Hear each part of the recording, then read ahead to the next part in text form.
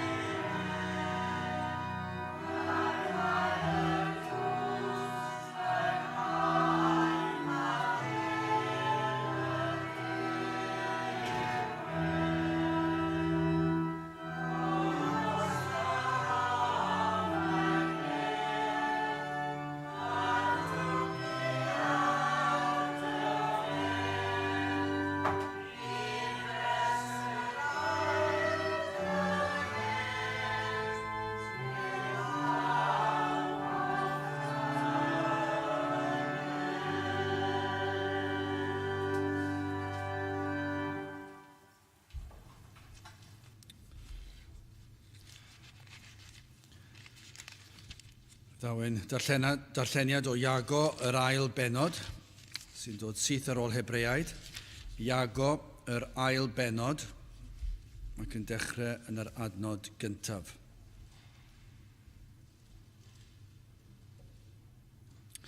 Fy mrodyr na fydded gennych ffydd ein harglwydd ni Iesu Grist, sef arglwydd y gogoniant gyda derbyn wyneb.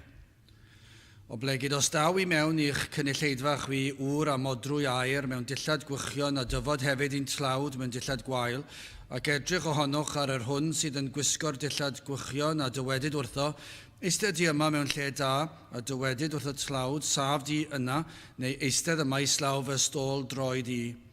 Onid ydych chwi dieddol ynoch eich hunain, ac onid eithwch yn farnwyr meddyliau drwg. Gwrandewch fy mrodyr annwyl, ond ni ddewysod Duw dlodion y byd hwn yn gyfoethogion mewn ffydd ac yn etifeddion y deyrnas ar hon a ddawodd e fe i'r rhai sydd yn ei garu ef. Eithyr chwythau a amharchasoch y tlawd, ond nid yw'r cyfoethogion yn eich gorthrymu chwi ac yn eich tynnu gerbron brawdleoedd. Ond nid ydynt hwy'n cablu'r enw rhagorol, yr hwn a elwyr arnoch chwi. Os cyflawnir ydych y gyfraith frenhinol yn ôl yr ysgrythyr, car dy gymydog fel ti dy hun, da yr ydych yn gwneithir. Eithyr os derbyn wyneb yr ydych yn gwneithir pechod ac yn cael eich argyhoeddi gan y gyfraith megis troseddwyr, canis pwy bynnag a gadwo'r gyfraith i gyd oll ac a ballo mewn un pwnc y mae e fe yn eog o'r cwbl. Canis y neb a ddywedodd na odineba a ddywedodd hefyd na ladd. Ac os ti ni odinebu, eto a leddi y rwy ti yn troseddu'r gyfraith. Felly dywedwch ac felly gwnewch, megis rhai a fernir wrth gyfraith rhyddid. Canis barn di drigaredd fydd i'r hwn ni wnaeth drigaredd, ac mae drigaredd yn gorfoleddu yn erbyn barn. Pa fydd yw fy mrodyr o dywed neb fod ganddo ffydd, ac heb fod ganddo weithredoedd, a ddichon ffydd ei gadw ef. Eithyr os bydd brawd neu chwaer yn noeth ac mewn eisiau beunyddiol ymborth, a dywedyd o un ohonoch wrthynt, ewch mewn heddwch, ymdwymnwch ac ymddigonwch, ac eto heb roddi iddynt angen rheidiau'r corff, pa les fydd.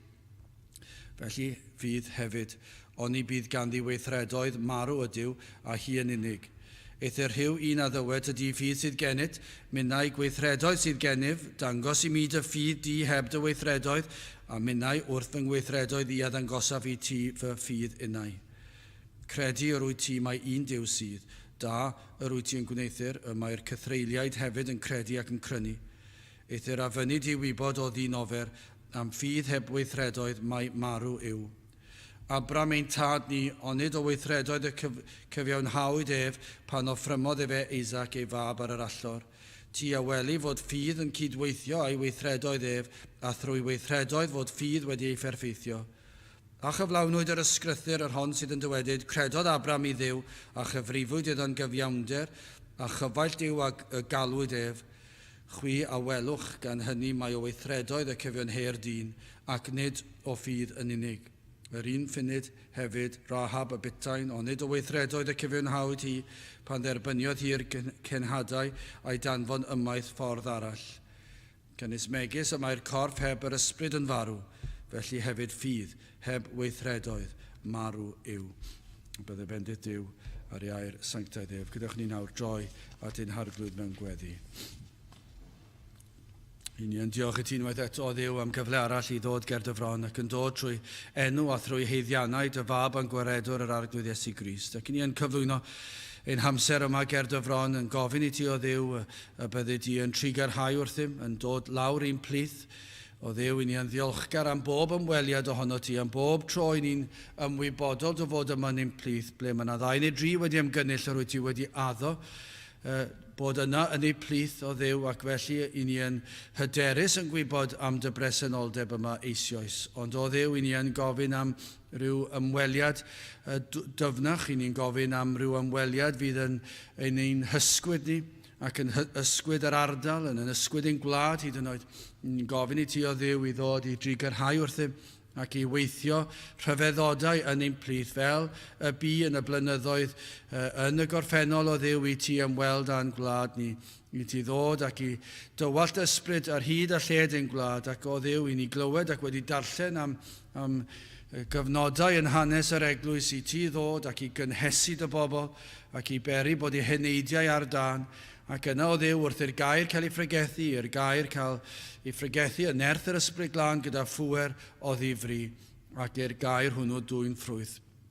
Ond o Dduw, I ni yn gofyn am ddyddiau felly unwaith eto, I ni yn gofyn I ti ddod ac ymweld â ni, I ti I gynhesu'n cylonau ni, I peri fod ein cylonau ni hefyd ar dan, yn gofyn o Dduw y bydd yna rhyw bresenoldeb fydd yn peri i'r di-gred I weld ei hangen am waredwr ac iddynt weld ei pechod, ond yna o Dduw iddynt weld yr arglwydd Iesu Grist ar hyn a wnaeth e trostynt.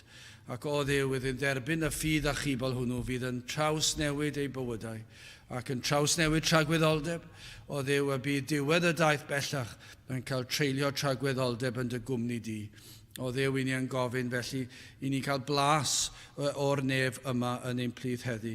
I ni yn gofyn o Dduw I ni cael blas o'th gwmnïaeth, o'th bresenoldeb, y byddi di'n dod ac yn rhyw gysur, rhyw argyhoeddiad fydd yn peri o Dduw I ni edifarhau ac yn dod yn agosach at y ti. Rhyw galondid o Dduw fydd yn atgoffa ni o'n breintiau ni fel dy blant ac y bydd yn peri I ni dy ddyrchafu di gorywch pob enw arall. Helpa ni yn hyn I ni mor wan, I ni'n teimlo yn aml i'n bod yn crwydro ar y peth lleiaf, yr un rhwystyr bach, yr un sibrwd gan yr un drwg, ac felly o Dduw I ni wedi troi mor gloi. Ac felly o Dduw I ni'n gofyn I ti beri byddwn ni yn teimlo dy agosatrwydd ac yn teimlo'n calonau yn llosgi oddi fewn. Felly o Dduw diogel am hamser yma, parato ni ar gyfer wythnos arall I dy wasanaethu di ac I dy ogoneddu di ym mhob peth awn nawn. Bendithiau'n hamser nawr, I ni'n gofyn hyn oll trwy enw ac heiddiant ein harglwydd Iesu Grist. Amen.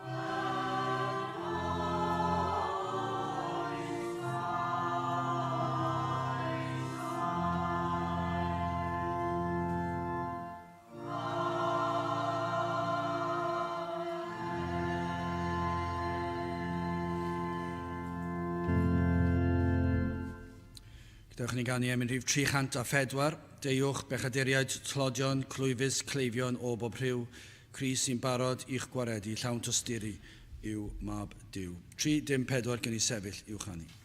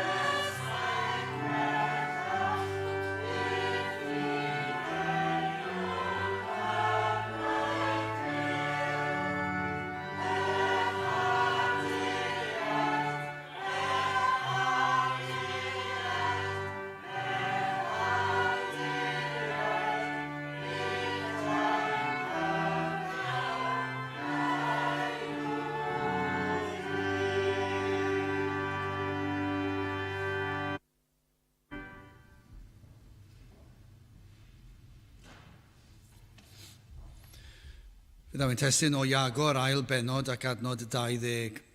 Iago penod 2, adnod 20. Eithir, a fyny di wybod o ddyn ofer, am ffydd heb weithredoedd mae marw yw.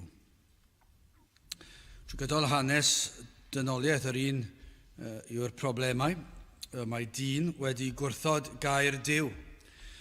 Drwy gydol hanes ac mewn amryw ffyrdd, ceir rhai sydd yn ymwrthod yn llwyr a gair Duw. Hynny yw, does dim ystyriaeth na chydnabyddiaeth o Dduw neu air o gwbl. Does dim amynedd ganddyn nhw, does dim amser ganddyn nhw i air Duw.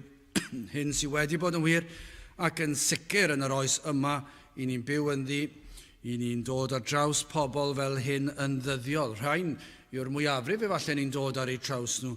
Does dim cydnabyddiaeth o gwbl i air Duw. Ni fydd yn ddiddorol os ewch chi eich swyddfeydd, eich gweithleoedd chi, eich ysgolion, eich colegau chi, a holwch chi unrhyw un, tybiwn ni fod y mwyafrif llethol ddim yn darllen gair Duw o gwbl. Dim unwaith yn y flwyddyn. Ac os gewch chi rhai sydd yn gwneud hynny, fydde fe o dro i dro falle yn y capel os yw'n mynd amser Pasg ac yn y blaen. Dyna yw'r mwyafrif i ni'n dod ar eu traws nhw. Yna, mae yna eraill sydd yn honni derbyn gair Duw, ond mae'r rhain yn dangos anfodlonrwydd ac agweddau o air Duw. Rhannau o air Duw sydd yn anodd ac methu deall y darnau hynny ac methu derbyn y darnau hynny o air Duw, ac felly maen nhw'n gwrthod gair Duw. Ond maen nhw chydig bach yn wahanol. Dyma ni'n camu mewn nawr i'r byd crefyddol. Pobl sydd yn honni fod yn grefyddol ac yn hyd yn oed yn arbenigwyr o air Duw. Dwi wedi dod ar draws llawer un o'r rhain sydd yn darlithio ac yn dysgu ac yn pregethu o air Duw, ond eto i gyd ddim yn credu nesa at ddim o air Duw ac yn tynnu fe'n ddarnau ac yn dweud, wel, wrth gwrs, ni all hyn fod yn wir. Dyw e ddim yn bosib i'r wyrth yma fod wedi digwydd achos bod hwn yn rhywbeth y tu hwnt i bosibilrwydd. Ac felly maen nhw'n gwadu'r peth a maen nhw'n chwilio am ryw wers yn y wyrth neu yn beth bynnag yw e. Ac yna, fe gewch chi eraill lle maen nhw'n dweud ceir dehongliadau o air Duw. A gwelir hyn yn aml. Wrth i gyfieithwyr gair Duw, cyfieithu yn ôl ei barn i ni, yn gweld hyn yn pa bynnag iaith mynwch chi, lle bynnag mae gair Duw yn bodoli yn ei iaith ei hunan, yna yr hyn sydd yn digwydd erbyn hyn yw bod yna rhyw gyfieithiadau newydd yn dod. Ac yr hyn sydd yn anhygoel, ddim yn aml iawn fe gewch chi gyfieithiad siwr o fod sydd yn gwbl gywir yn ôl y gwreiddiol, ac yna un arall sydd yn gwbl gywir yn ôl y gwreiddiol ac eto mewn ffordd chydig bach wahanol. Ddim yn aml gewch chi hynny. Yr hyn y gewch chi yw un mwy modern, ond maen nhw wedi newid ystyr y gwreiddiol. Doedden nhw ddim yn hoffi'r gwreiddiol. Doedden nhw ddim yn credu gall y gwreiddiol olygu hynny. Neu, efallai meddwl, wel, fel la roedden nhw meddwl pryd hynny, ac felly wrth gwrs i ni'n gwybod yn wahanol. Dyw gair Duw methu golygu hynny, ac felly maen nhw'n cyfieithu fe mewn rhyw ffordd ddim mor llym, ddim mor eithafol, ac yn ei wneud yn haws i'r darllenwr i gredu nawr. Maen nhw wedi gwadu'r ysgrythyr yn llwyr. Ond mae'r erfengyl fel ac y dywed yn air Duw yn ddigon eglur ond yw e, yn ddigon syml. Ac eto fe geir hybydd clir yn yr ysgrythyr ac yn yr darn yma lle gofyn i'r cwestiwn. Eithir, a fyny di wybod, adnod 20, a fyny di wybod. A wyt ti am wybod y gwir? Mae'r byd yn anffodus, yr rhai yn ein glad ni bellach, y mwyafrif ddim am wybod. Dyn nhw ddim am glywed. Dyn nhw ddim am ddod i'r capel. Dyn nhw ddim am darllen gair Duw. Mwyafrif heb Beibl yn y tŷ ac heb cael Beibl yn ei tai erioed siwr o fod. Ac os oes na un, mae rhywle mhell i ffwrdd, mae rhyw gornel yn casglu llwch. Ond yna fe gewch chi'r rhai, fel dwedes i, y rhai fwy crefyddol, ac yna yr rhai efallai sydd yn honni mwy, ac eto ddim yn hoffi llawer o'r hyn i ni'n ei ddweud yn yr ysgrythyr fel i ni'n ei ddarllen e. Ac felly chi'n gofyn y cwestiwn, ydych chi am wybod?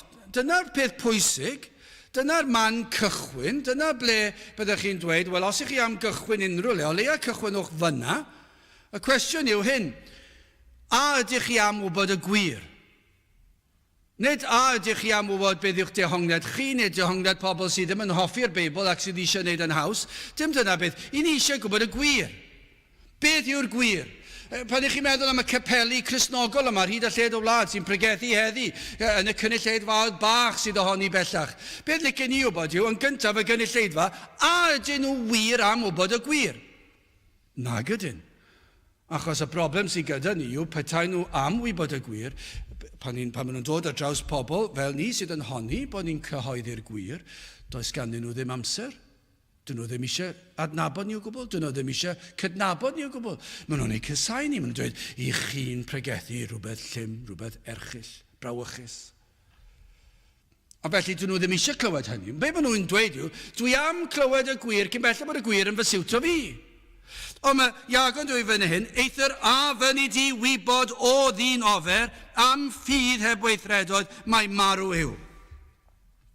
Os oes gen ti feddwl i wybod y gwir, yna mae Iago yn cynnig eich dysgu chi.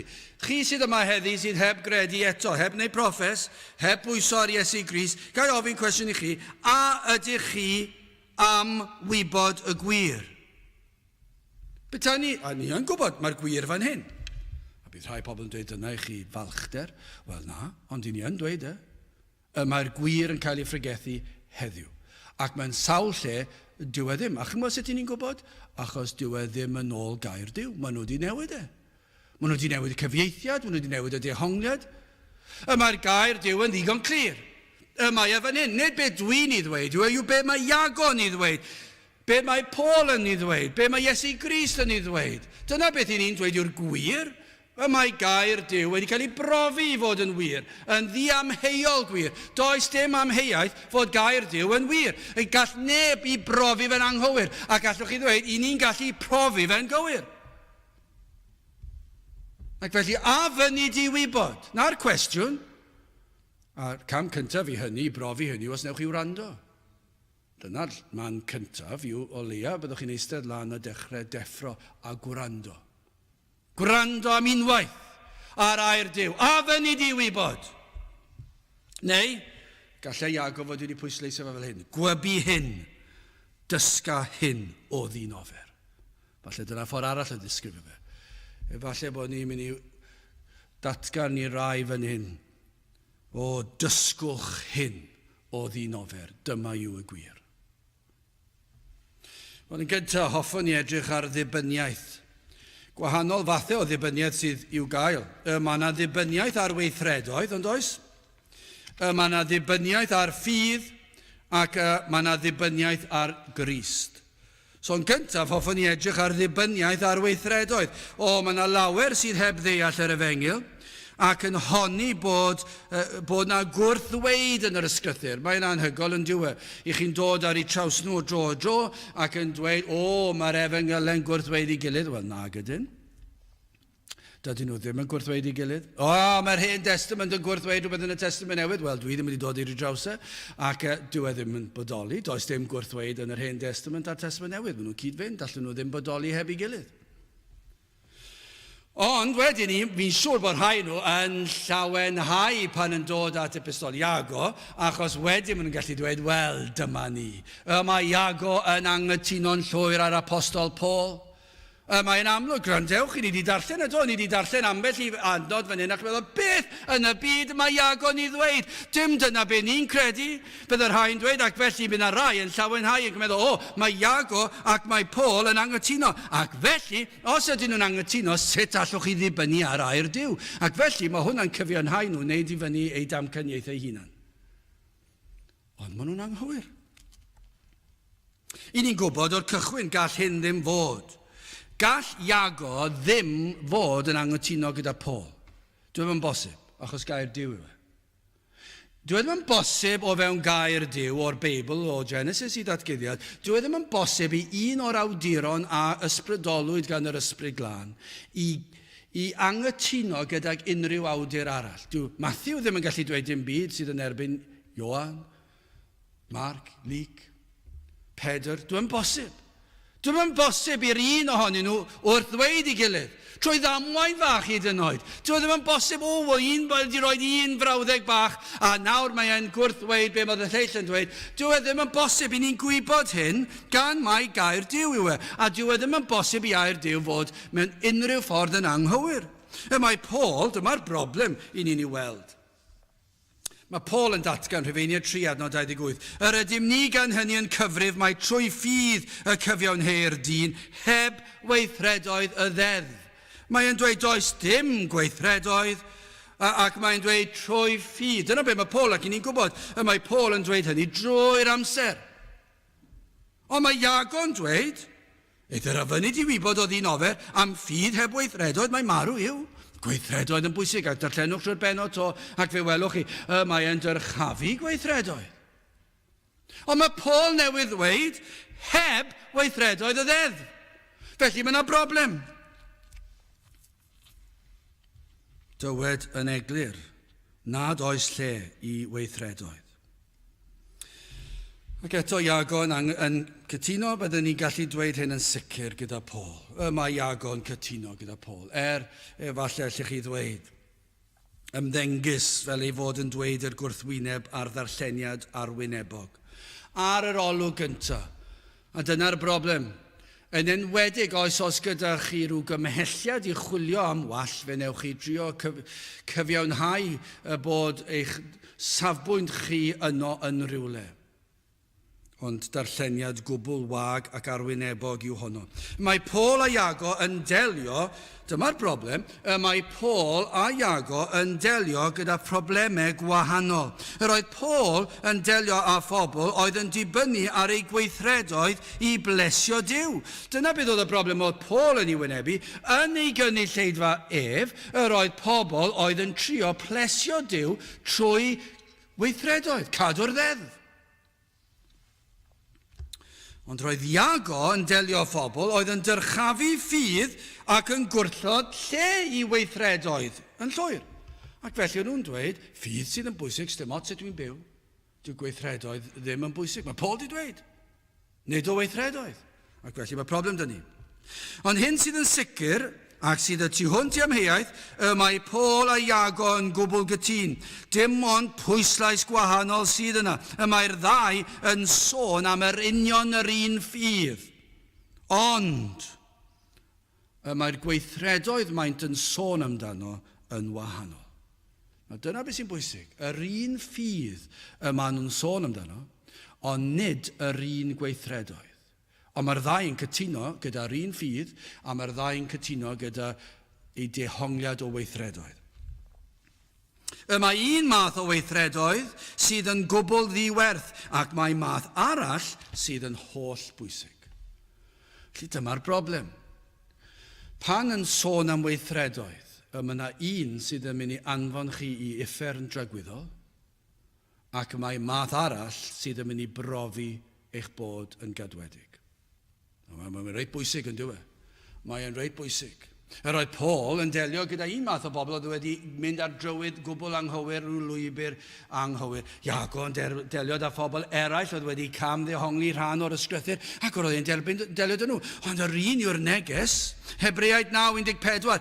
Pa faint mwy y bydd I waed Crist, yr hwn trwy'r ysbryd tragwyddol a'i hyffrymodd ei hun yn ddifau I Dduw, biro eich cydwybod chwi, sylwch ar hwn, puro eich cydwybod chwi oddi wrth weithredoedd meirwon I wasanaethu Duw byw. Nawr, mae yna weithredoedd marw. Gellir gwneud gweithredoedd da hyd yn oed, ond fe'i gelwyr yn weithredoedd meirw. Hyd yn oed y gweithredoedd gorau allwch chi feddwl amdano, mae'r ysgrythyr yn ei galw nhw'n gweithredoedd sydd yn farw.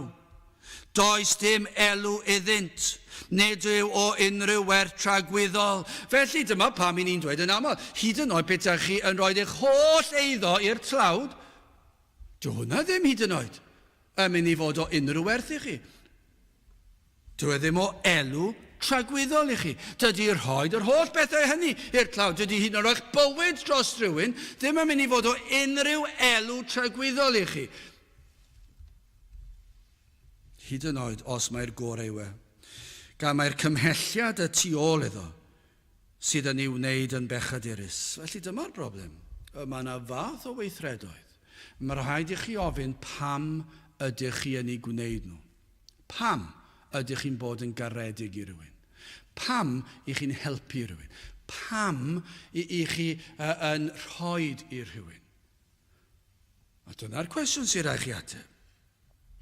Ni'n gwybod mae'r ysgrythur yn dweud bod ein gweithredoedd gorau ni fel bratiau bydron. Ac felly y bratiau bydron yma, ein gorau ni, y gweithredoedd yma sydd yn farw. Beth yw'r rhain? Ymdrechion i gadw cyfraith Duw mwyn ennill lle yn y nefoedd.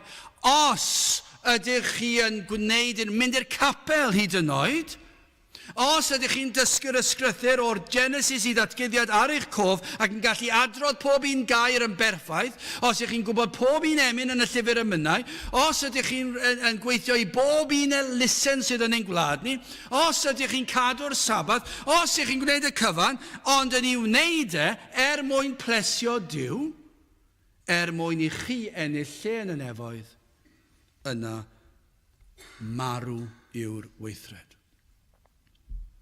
Ond nid dyna yw crefydd. Dyn yn ymdrechu plesio Duw ac felly yn cyflawni cyfres o weithredoedd, seremoniau mwyn plesio i Dduw. Dyma beth yw crefydd. Pobl yn mynd i'r deml, yn mynd i'r capel, yn mynd i'r synagog. Be bynnag yw be bynnag yw'r man addoli, maent yn mynd yno ac yn addoli ei Duw, yn mynd trwy seremoniau, bron iawn allech chi ddweud croesi bysedd. Croesi bysedd. Os na i wneud hyn, os ai ar bere'r undod, os weddiau i'r gweddiau yma, os ai i'r deml neu beth bynnag, os ai i'r capel, os gana i emynau, os darllenau i'r Beibl, yna fe fydd Duw yn fodlon am i, fe fyddai yn cadw ei gyfraith. Dydw i ddim yn dwyn, dydw i ddim yn lladd, dydw i ddim yn gwneud y pethau erchill yma mae rhai pobl yn ei wneud, ac felly dwi wedi gwneud pentwr o weithredoedd da, ac fi Duw yn edrych yna i edrych pa mor dda ydw i, dwi wedi cadw'r gyfraith, ac dwi wedi cadw mwyn plesio Duw. Ond nid dyna yw crefydd. Dyna yw crefydd. A mae rai pobl yn hoffi'r ochr hynno o'r seremoniau hefyd, yr oedfa. Mae rai pobl yn hoffi math yno beth. Ac maen nhw'n gyffyrddus yno. Ac felly maen nhw'n teimlo yn gartrefol yn y byd yna. Ac maen nhw'n teimlo hefyd bod rhyw fath o mymryn, peta nhw'n onest, does dim gwir heddwch ganddyn nhw, ond maen nhw'n teimlo o leia bod nhw wedi trio'i gorau. Roedd yn wir o'r Phariseiaid, mae'n wir o gapelwyr Cymru, mae hyd yn oed yn wir yn y byd efengyledd. Y peryg o ymddiried yn ein hymdrechion ni. Chwod yr eiliad i ni'n gwneud hyn. Yr eiliad i ni yn gwneud unrhyw beth y gorau, pregethu hyd yn oed. Os ydyn yn pregethu yr efengyl, a dydwch chi beth o'n i'n gallu cael pregeth gan Spurgeon neu Pantycelyn neu beth bynnag. A'i ddarllen air am air. Mae dal yn weithred farw. Os ydw i'n wneud mwyn plesio Duw i adael fi mewn i'r nefoedd. Dyna beth mae'r Beibl yn dweud. Gweithredoedd marw. Diwerth. Felly allwch chi fod y person allanol gorau sydd wedi bod, allwch chi ddweud, ond os ydych chi'n wneud mwyn plesio Duw, yna marw yw Does dim gwerth. Yn sicr dyma wna Iddewon, cyfres o reolau mwyn plesio Duw. Ond ni'n gweld hyn mor aml, sawl un sydd yn ymdrechu i gadw at gyfres o reolau mwyn lleddfu rhywfaint ar y cydwybod yn y gobaith, yn y pen draw bydd Duw yn fodlon. Gwyd yr rhai mwy crefyddol sydd yn mynychu capel yn aml, neu falle o dro i dro ar gyfer achlasuron arbennig, mwyn beth? Mwyn lleddfu'r cydwybod, a pherswadio eu heineidiau bod y bydd Duw yn fodlon a hynny. Mae dos roddant sil y mis i Dduw. Maen nhw'n teimlo os ai'r capel unwaith y mis. Neu falle rhai yn oedd y well yn mynd bob sil. Bydden nhw'n sicr bydd Duw yn hapus. Yn enwedig wrth i ni gymharu ar gweddill sydd byth yn mynychu cwrdd. Mae rhai yn meddwl, os yn cael amser tawel bob dydd, yna mae hwnna'n brawf fy mod i'n Gristion. Os yn mynd i'r cwrdd gweddi, yn rhoi tracti allan, yn tystiolaethu, yna mae'r rhaid fy mod i'n Gristion. Mae Paul yn dweud, Rhufeiniau 3:28 eto, rydym ni gan hynny yn cyfrif mai trwy ffydd y cyfiawnhau'r dyn heb weithredoedd y ddedd. Does dim un gweithred dda yn achub enaid. Peidiwch da chi a dibynnu ar eich crefydd. Peidiwch a dibynnu ar weithredoedd. Dydy Paul ddim yn credu, dydy Iago ddim yn credu hynny chwaith. Wel, gyda chi symud ymlaen, dibyniad ar ffydd. Ni wedi edrych ar y dibyniad ar weithredod. Wel, mae dibyniad ar ffydd hefyd yn anghywir. Mae hyn yn ymddangos yn hyfed, dweud fod dibyniad ar ffydd yn anghywir. Effesiau 2:8-9. Grynwch, mae rhain yn adnodau enwog yn dydyn nhw i'r pobl efengyledd. Canis trwy ras yr ydych yn gadwedig, trwy ffydd, a hynny nid ohonoch eich hunain. Rho Duw ydyw, nid o weithredoedd fel nad yn frostiau neb. Mae Paul yn mynd ymlaen am y peth. A diolch beth ei fod e wedi mynd ymlaen y peth. Ond mae e'n cytuno gyda Iago. Ond yn ei ddweud mewn ffordd chydig bach yn wahanol. Ac ein bod ni'n dweud trwy ffydd ac nid o weithredoedd, ein bod ni'n dweud hynny gyda Paul, ni ddylai neb ddibynnu ar ei ffydd. Dylwch chi ddim ddibynnu ar eich ffydd. Achos os ych chi'n dibynnu ar eich ffydd, ych chi ddim gwahanol i Satan ei hun, i'r diafol, i'r un drwg. Adnod 19. Credu yr wyt ti, mae un Duw sydd, da'r wyt ti yn gwneithir, y mae'r cythreiliaid hefyd yn credu. Ac yn crynu, mae'r cythreiliaid yn credu mewn Duw. Mae nhw yn credu bod yna Dduw. Felly a yw hynny yn ddigon? Gellir cael ffydd arwynebol i ddechrau gyda. Ffydd nad yw yn ffydd achubol. Mae Paul yn dweud ffydd achubol yn rodd gan Dduw. Does dim lle i weithredoedd i ennill iachawdwriaeth. Dyna beth mae Paul yn dweud. Mae'r ffydd yma, mae Paul yn sôn amdano, yn ffydd sydd yn achub yr enaid. Ac felly, mae'n mynd ymlaen i ddylai dibynnu ar ffydd arwynebol. Mae pan yn cymysgu ffydd, cred yn y pen, allech chi dweud, os chi eisiau defnyddio, byddai fe'n haws beth ni'n defnyddio geiriau eraill, cred yn y pen, a pan ych chi'n cymysgu hynny gyda gweithredoedd i blesio Duw, yna be mae'n dweud yw gwag yw'r cyfan, dys dim elw ynddo, ond y mae'r rhai sydd yn gwrthwynebu gweithredoedd yn llwyr. I ni gwybod hyn, mae'r rhai pobl sydd yn dweud, does dim lle i weithredoedd o gwbl o fewn crefydd. Does dim lle, ffydd yw popeth, i ni'n dibynnu ar ffydd. Does dim eisiau gweithredoedd. Ac ar un lefel, chi ddim yn nhw'n iawn, achos dyna beth mae Paul yn ei ddweud. Ac eto, yma ni'n gweld y llineb dyn. Mae Sonia Paul a Iago am yr un peth, ond mewn ffyrdd gwahanol. Mae gweithredoedd sydd rhaid i ni droi cefn arno. Gweithredoedd meirw, y gweithredoedd y cnawd, ymdrechion i blesio Duw i ennill iachawdwriaeth. Ond mae'r gweithredoedd mae Iago yn sôn amdano. Yn weithredoedd sydd yn profi ein bod wedi derbyn y ffydd y mae Paul yn sôn amdano. Dyna'r gwahaniaeth. Mae'r gweithredoedd y mae Iago yn dweud sydd mor bwysig yw'r gweithredoedd hynny sydd wedi dod o ganlyniad i'r ffydd achubol, nid y ffydd arwynebol yn y pen cred. Dwi'n credu ac felly dwi'n gwneud gwahanol bethau, dwi'n trio plesio Duw. Dyna'i ffydd nhw, dydy'r ffydd yna ddim byd. Pob math, mae Satan ei hun yn credu yn Duw, a dyw e ddim o'n well, mae'r cythreiliaid yn credu mewn Duw. Ond dyna'r lefel o ffydd i ni'n sôn amdano fyna, ac felly mae nhw'n anghywir. Nid ydyn nhw'n weithredoedd i gyfiawnhau dyn ger bron Duw, ond rhai yn gwrthwynebu, mae yna rai sydd yn gwrthwynebu lle i'r gweithredoedd i ni'n sôn amdano. Y gweithredoedd mae sy'n profi pwy i ni. Mae'r rhain am fyw bywydau bydol. A am ddilyn llwybrau ei hunan, ac felly yn cyfiawnhau pob math o bechodau. A dyna welwn heddiw hyd yn oed ynghylchoedd efengyledd. A dyma'r broblem. I ni'n gweld yr un yw'r problemau dros y canrifoedd. Pan oedd Iago'n pregethu, mae yr un mor addas heddi. Mae yna rai heddi sydd yn dweud ei fod yn iawn i dorri'r sil. Ond maen nhw'n efengyledd. Mae ganddyn nhw ffydd, maen nhw'n dweud. Maen nhw wedi cael profiad o Dduw. Maen nhw'n credu mewn Duw. Maen nhw hyd yn oed yn mynd cyn belled a dweud, maen nhw'n dweud, dwi ddim yn pwyso ar fy ngweithredoedd i gadw'r ddeddf. Dwi ddim yn pwyso ar pwy ydw i na beth ydw i na mynd i'r capel. Dwi'n credu, dwi wedi derbyn ffydd a chibod. Ac dyma'r broblem. Maen nhw'n soundio'n iawn. Ac wedyn maen nhw'n dweud, does dim eisiau gweithredoedd i ddilyn. Does dim eisiau i'r Cristion wedi chi ddod i gredu i gadw y gyfraith o gwbl. Does dim eisiau. Mae'r gyfraith wedi chadw ni. Mae Iesu Grist wedi gadw ein yn lle ni. Mae wedi marw ar y groes. Mae wedi byw bywyd perffaith. Does dim eisiau ni wneud hynny. Ac felly maen nhw nawr yn dweud, gallwn ni fyw fel y mynwn ni. A mae'r carfan yma'n cynyddu. A maen nhw'n dweud, fe allwch chi fynychu unrhyw le chi moyn. Maen nhw wedi sefydlu nawr athrawiaeth ar y peth. Dwi'n yn gwybod sut maen nhw'n gallu gwneud o. Maen nhw wedi creu athrawiaeth ar hyn sydd yn caniatáu bywyd bydol.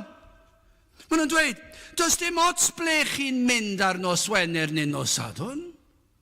Does dim ots os yw'r gerddoriaeth yn anfoesol ac yn ddieflig. Does dim ots os oes yna feddwi ac anfoesoldeb yn mynd ymlaen yn y llefydd yma. Mae allwch chi fynd. Ni chi wedi credu trwy ffydd. Maen nhw'n dyrchafu ffydd lan i'r cymylau. Maen nhw'n dweud, mae gen i ffydd. Dyw gweithredoedd ddim yn bwysig, maen nhw'n dweud. Ond mae Iagon anghytuno.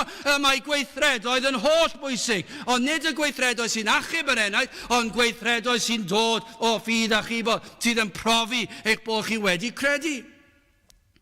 Mae'n rhaid, sdim ots sut ych chi'n gwisgo, os ydych gwisg chi yn gwbl fydol ac yn anfoesol. Maen nhw'n dweud allwch chi wneud hynny. Ond dyna beth ni'n gweld heddi yn y byd efengylaidd. Pobl sydd yn honni credu, mae'r bydolrwydd yn fwy bydol na'r byd. Dim ots sut ych chi'n gwneud y pethau yma. Dim ots o gwbl. Dim ots os na ewch chi'r capel o gwbl ar y sil.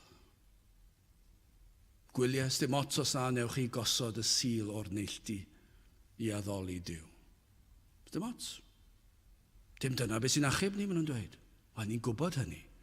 Ond be ni hefyd yn gwybod yw, mae cadw'r sabath ac mae cadw gair Duw ac mae byw bywyd sanctaidd yn profi bod y ffydd sydd gyda ni yr un cywir. Dyna beth sy'n frawychus. Ond nid yw hwnna'n dychryn chi am cyflwr ein byd crefyddol efengylydd, lle mae bydolrwydd yn rhemp. Mae'n eich chi feddwl mae'r gweithredoedd sydd yn cael ei gwneud fyna yn profi i'r gwrthwyneb o'i proffes nhw. Does dim prawf o'i proffes. Mae'n frawychus ond yw e. A fydden nhw'n troi rownd i chi'n dweud nad ydw i'n Gristion. Bron iawn ydw. Achos mae gair Duw yn dweud, fedrai ddim gweld unrhyw ffordd arall rownd y beth. Achos dyna beth mae Paul yn dweud, dyna beth mae Iago yn dweud, dyna beth mae Crist yn dweud, dyna beth mae'r holl ysgrythur yn dweud. Os nad oes gweithredoedd sydd yn profi bod ffydd yno, yna dydych chi ddim wedi deall. Rhaid cael gweithredoedd sydd yn dod o ffydd a chibol. Dywedad mae gen i ffydd. Dwi wedi gwneud proffes. O, chi wedi clywed hwnna? Dwi wedi gwneud proffes. Falle rhai yn blentyn bach, dwi wedi gwneud proffes. Ac maen nhw'n dal i honi'r broffes trwy gydol bywyd. Ond yw'r gweithredoedd ddim yno. Maen nhw'n dweud, sdim eisiau gweithredoedd. Mae Paul yn dweud, nid o weithredoedd. Sdim eisiau'r gweithredoedd. Ond dwi wedi deall na ddo. Nid y gweithredoedd yma, mae Iago'n sôn amdano. Yr oedd Paul yn dweud, peidiwch am y gweithredoedd yn ddiwerth os ydych chi'n ei gwneud nhw, mwyn plesio Duw. Ond mae Paul hefyd yn dweud â Iago, ond wedi chi cael ffydd a chibod, mae'r gweithredoedd yn holl bwysig. Mae'n brawf bod bywyd yno. Rhaid mae gen i dystoliaeth, mae gen i stori i'w ddweud. Allai ddweud wrthych chi y dydd, yr eiliad, y fan a'r lle, des i gredu.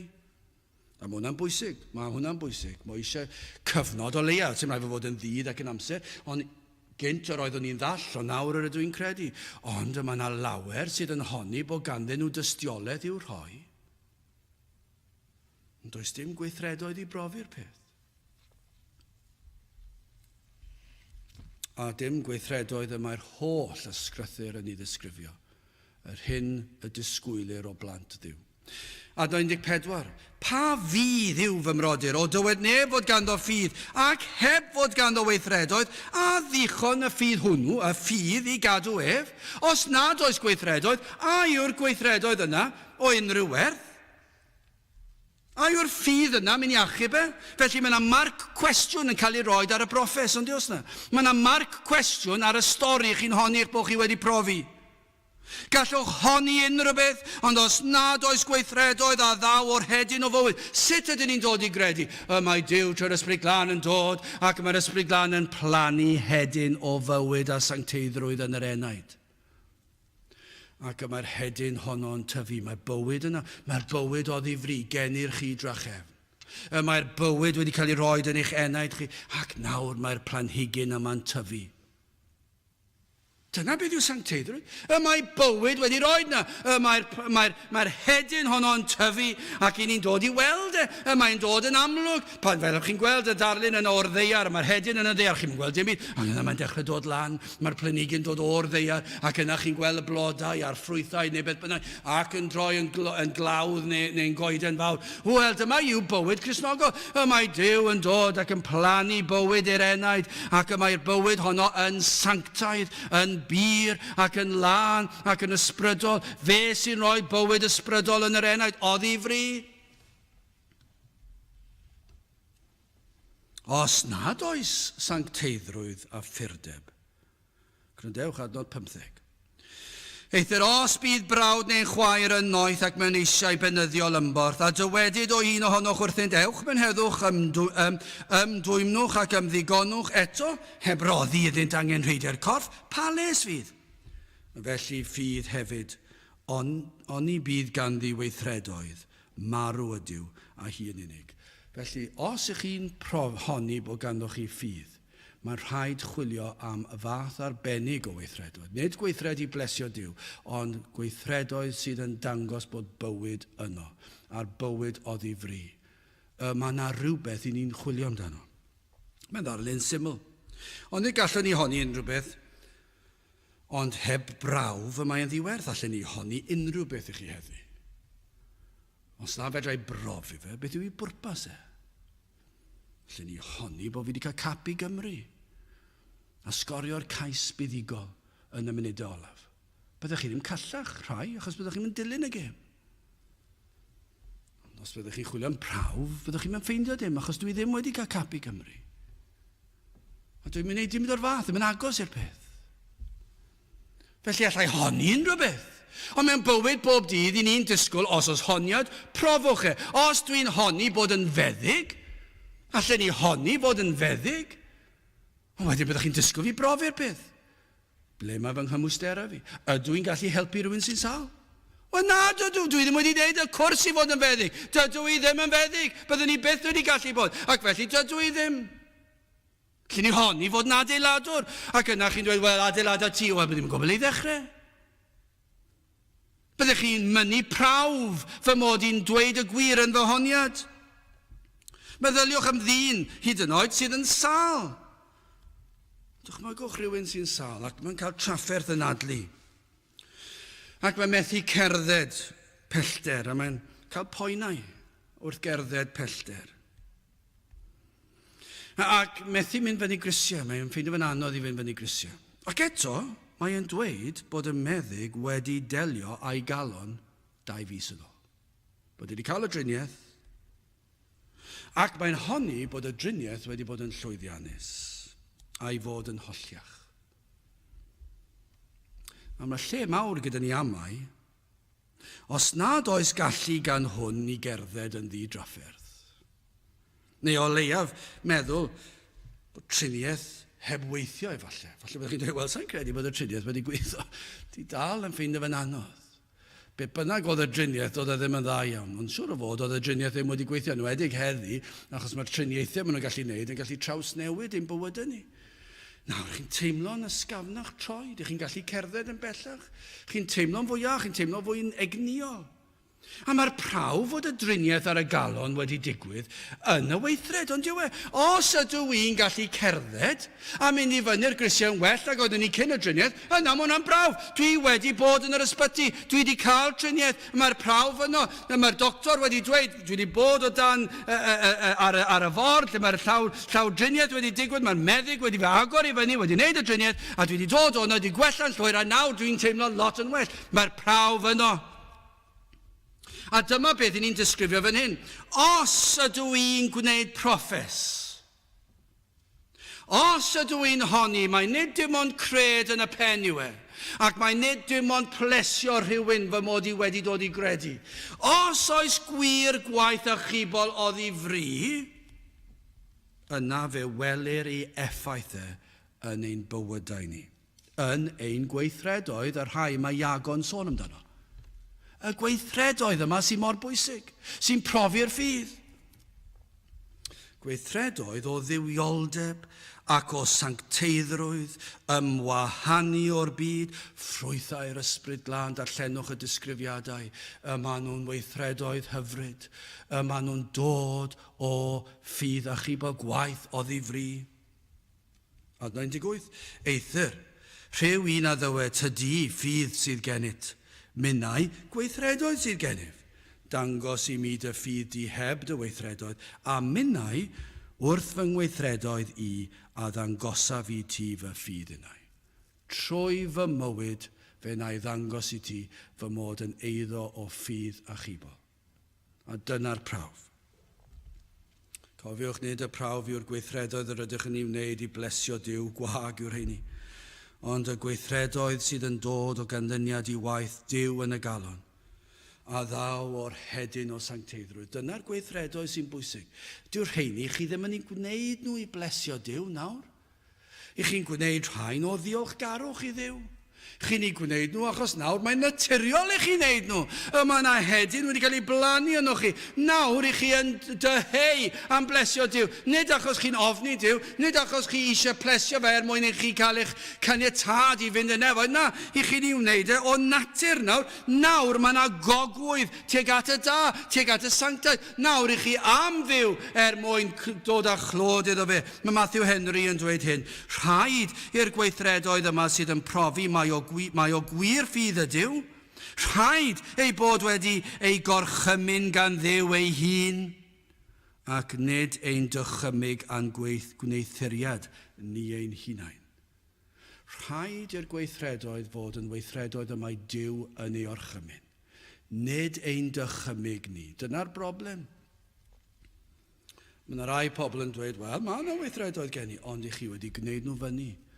Nid rhain yw'r gweithredoedd y mae Duw yn sôn amdanynt. Eithir a fyny di wybod o ddyn ofer am ffydd heb weithredoedd mae marw yw. Dyna'r broblem. Dyna'r oes i ni'n byw yn dyn. Os yw eich gweithredoedd chi, fel yr rhain i newid i ddisgrifio, yna marw yw'r cyfan. O ddyn ofer am ffydd heb weithredoedd mae marw yw.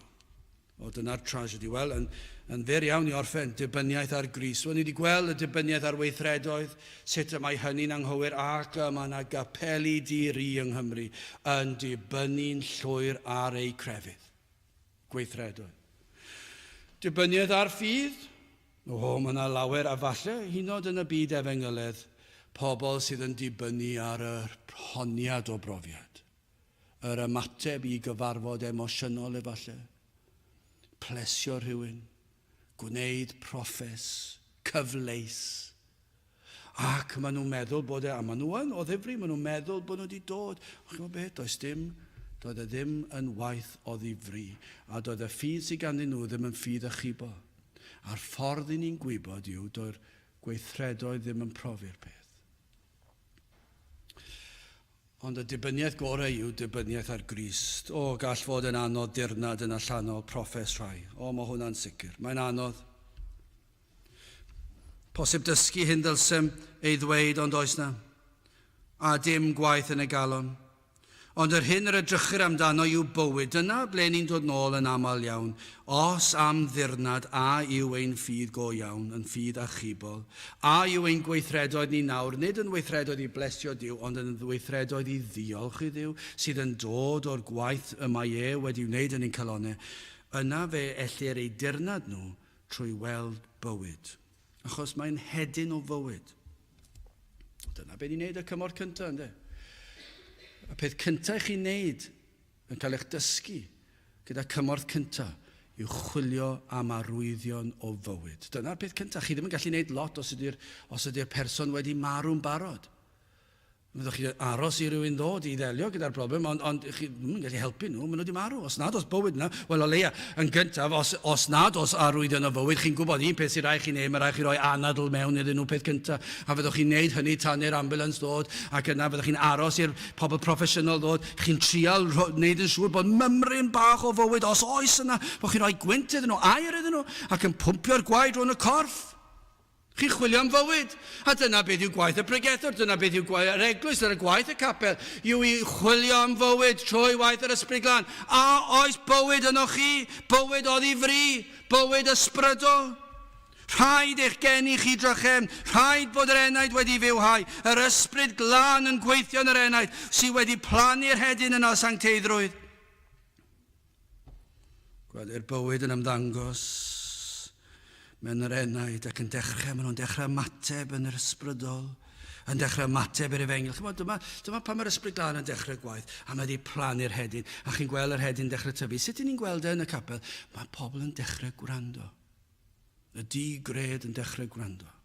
Lle falle gynt yn edrych lawr, yn edrych lan, lle'n cysgu, be bynnag yw, dim diddordeb, falle edrych yn ffyrnig, ond i chi'n gweld y wyneb yn newid, y meddal hai. Beth yw hwn? Arwydd o fywyd? A oes bywyd yno? A yw'r hedyn wedi blannu? Nawr yn gwrando pob gair efallai. Dod yn fwy aml, yn fwy bodlon i ddod i'r cwrdd. Nawr mae'r rhain yn teimlo'n euog am eu pechod, yn dechrau gweld eu pechod.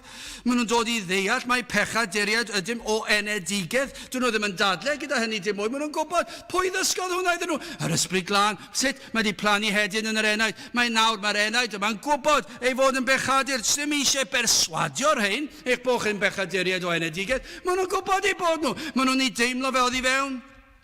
Maen nhw'n gweld pechod yn rhwystro'r enaid i fwynhau cymdeithas a Duw. Yna yn clywed a gweld yr hyn mae Iesu Grist wedi wneud yn ei lle nhw. Mae Crist sydd yn achub ac yn rhoi achawdwriaeth. Mae ei weithredoedd ef sydd yn bwysig ac nid fy ngweithredoedd i gadw'r ddef. Fedra i ddim cadw'r gyfraith, ond mae Iesu Grist wedi cadw fe yn fy lle fi. A chi'n clywed hynny ac chi'n eistedd i fyny ac mae'ch gwyneb yn goleuo. Mae Crist wedi cadw'r gyfraith yn fy lle fi ac chi'n llawenhau bod wedi bodloni gofynion y tad.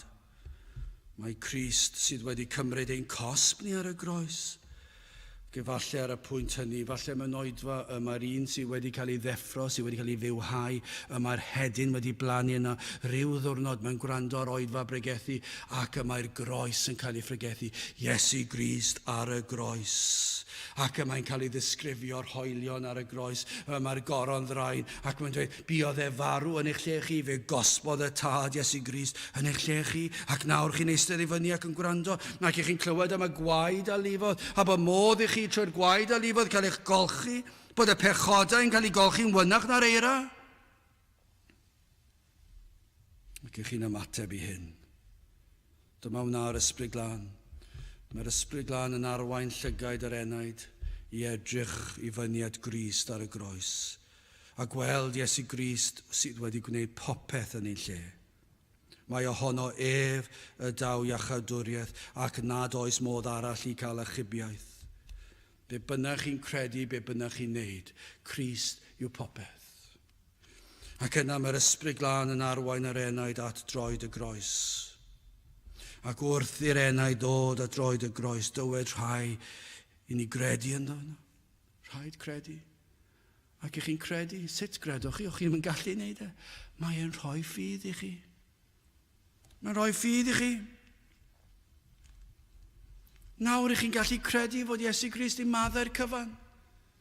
Bod wedi golchi chi o'r blaen, o'ch chi wedi trio credu, o'ch chi'n gallu, ond nawr y mae'n dod trwy ras, y mae e'n eich tywys gyda groes, chi'n gweld Iesu Grist, mae e wedi maddau ti, ac nawr dwi'n dweud nag isa, ti'n wedi credu, ond dwi'n gallu, ond wrth ddod, y mae'n rhoi rhodd i chi, ac eich chi'n cael e'r nerth a'r gallu gredu ynddo fe.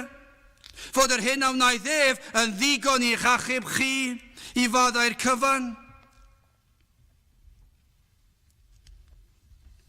O Dduw, y daw bywyd, y gallu i weld ein pechod, y gallu i edifarhau, y gallu i ymddiried, y gallu i gredu. Rhodd gan Dduw yw ein ffydd.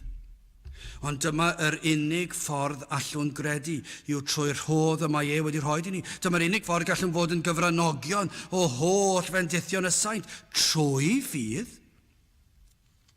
Gwybod felly, mae y ffydd achubol sydd yn dod o Dduw ydyw. I ni'n gwybod hyn. Pan y mae'r ffydd sydd gyda ni wedi dod felly yn waith o ddifri, yna fe welwn ni ffrwythau addas i edifeirwch. A dyna pryd mae gweithredoedd yn bwysig. Doedden nhw ddim yn bwysig o'r blaen, ond maen nhw'n bwysig nawr, achos maen nhw'n profi bod bywyd o ddifri yno. Ffydd a gweithredoedd sydd yn brawf o ddilysrwydd y ffydd achubol. Chi'n gallu gwahanu'r rhain.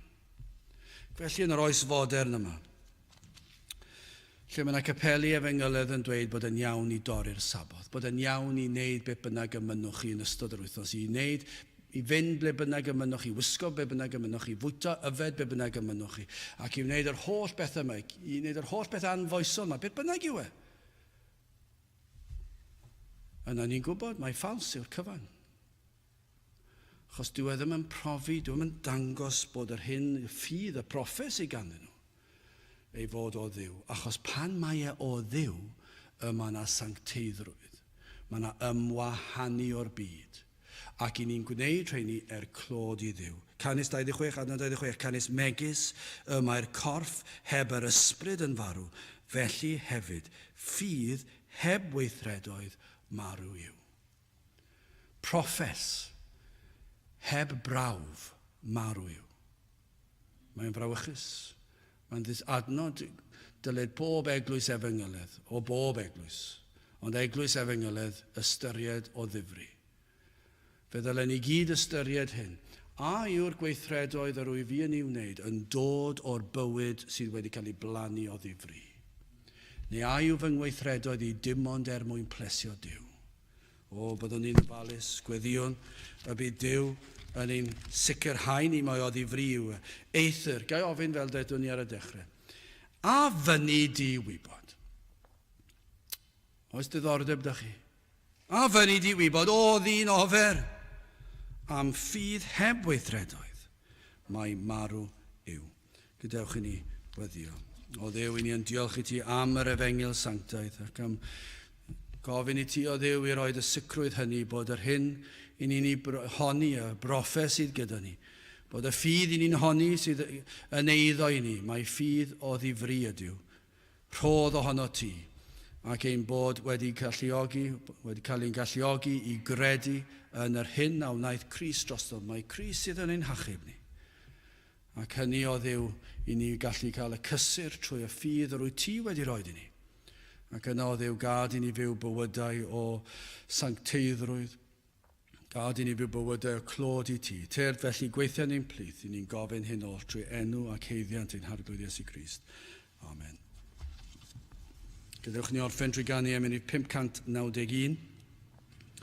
591, o am nerth i dreulio nyddiau yng nghynteddoedd ti fy nhad, byw yng nghanol y goleuni, twllwch obri dan fy nhraed, byw heb fachlyd hael un amser, byw heb gwmwl, byw heb boen, byw ar gariad anorchfygol, pur y croeshoeliedig oen. 591, gewn ni sefyll uwch ani.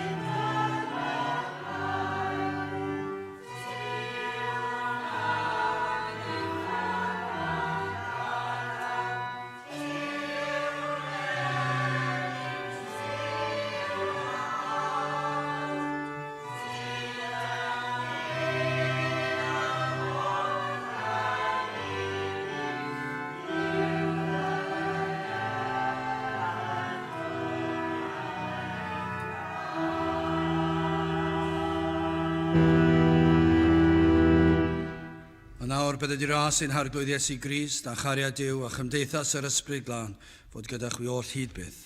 Amen.